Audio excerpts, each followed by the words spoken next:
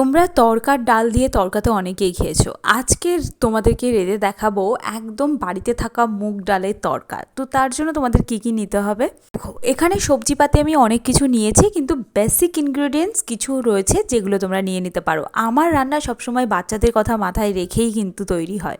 লাগবে 1 ঘন্টা আগে থেকে ভিজিয়ে রাখা মুগ ডাল, যেটা অলরেডি আমি ভেজে নিয়েছি, একটা সানরাইজের তড়কা মশলা, আর এখানে আমি সবজি নিয়েছি, তোমরা সবজিটা স্কিপ করতে পারো। লাগবে তেজপাতা, শুকনো লঙ্কা, আদা বাটা, আর যেহেতু আমি নিরামিষ করে রান্না করছি তো রসুনটা বা পেঁয়াজটা কিন্তু আমি অ্যাড করব না। তো এখানে আদা বাটাটা অবশ্যই করে নেবে, একটা টমেটো, পেঁয়াজ এখানে তুমি নিতেই পারো, নাও নিতে পারো, আর হচ্ছে কাঁচা লঙ্কা। এখানে রাখবে হলুদ গুঁড়ো, 5 ফোড়ন, ধনের গুঁড়ো, জিরের গুঁড়ো, বাস এই মশলা।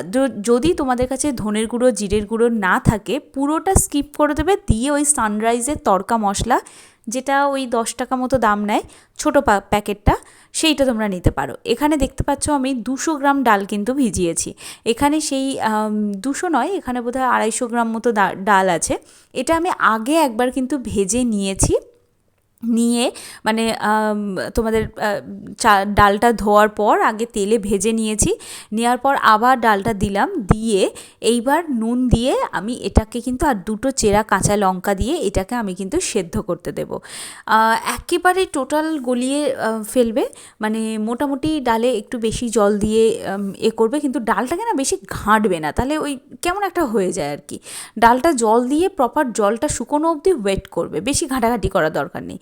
এবার কড়ার মধ্যে 2টো শুকনো লঙ্কা, তেজপাতা আর 5 ফোড়ন। দেখো এইটা হচ্ছে একটা জাদুকরি মশলা, যারা একদম রান্নাবান্না পারো না তারা কিন্তু এই মশলার সিক্রেটটা জেনে নাও। যে কোনো তরকারিতে 5 ফোড়ন, শুকনো লঙ্কা আর তেজপাতা, এই 3টে জিনিস তেলে দিলে রান্নার স্বাদই বদলে যায়। এবার এর মধ্যে আমি পেঁয়াজ দিয়েছি, আর এর মধ্যে একটু টমেটো কুচি, ডাল কিন্তু আগে থেকে সেদ্ধ করে রাখতে হবে। পেঁয়াজ কুচি, টমেটো কুচি এইগুলো দেওয়ার পর আবার একটু ভেজে নেব, আনটিল টমেটোটা যতক্ষণ না গলে যাচ্ছে ততক্ষণ কিন্তু ভাজতে হবে। খুব ভালো করে ভেজে ভেজে নেওয়ার পর এর মধ্যে দিয়ে দেবো আদা বাটা। আর আদা বাটাটা তুমি যদি পেঁয়াজটা স্কিপ করো তাহলে টমেটো, আর টমেটোটা যখন একটু গলে গলে আসবে তখন তার মধ্যে আদা বাটাটা অ্যাড করে দেবে।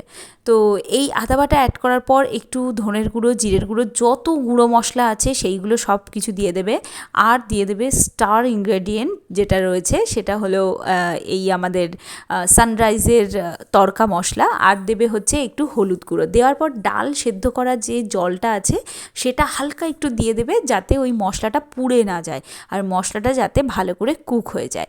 এবার যখনই কুক করা কমপ্লিট, এই সিচুয়েশনে তুমি ডালটা দিয়ে দিতে পারো, যদি তুমি ডালের মধ্যে কোনো সবজি অ্যাড না করছো তাহলে দিয়ে দিতে পারো। যেহেতু আমি সবজি অ্যাড করছি তো সেই জন্য আমি এর মধ্যে দিলাম একটু আলু, কেউ যদি পনির দিতে চাও পনিরও দিতে পারো। এর মধ্যে দিয়ে দিলাম গাজর, কড়াইশুঁটি, আর এই যে গাজর কড়াইশুঁটিগুলো দেখছো এগুলো কিন্তু আমি শীতকালে গাজর কড়াইশুঁটি কিনে ডিপ ফ্রিজে ফ্রোজেন করে রেখেছিলাম, সেটাই মোটামুটি সারা বছর আমার ব্যাকআপ দিচ্ছে। তো এখানে দেখতেই পাচ্ছ যে এবার আমি ডালটা দিয়ে দিলাম। তুমি সবজিটা স্কিপ করলে পুরো সবজিটা না দিয়ে ওই মশলা কষানোর পর সঙ্গে সঙ্গে ডালটা দিয়ে দেবে। আর এর মধ্যে একটু চিনি দিলাম, যেহেতু এটা তড়কা হচ্ছে তো এটা চিনি দিলে একটু মিষ্টি মিষ্টি লাগে, খেতে বেশ ভাল লাগে।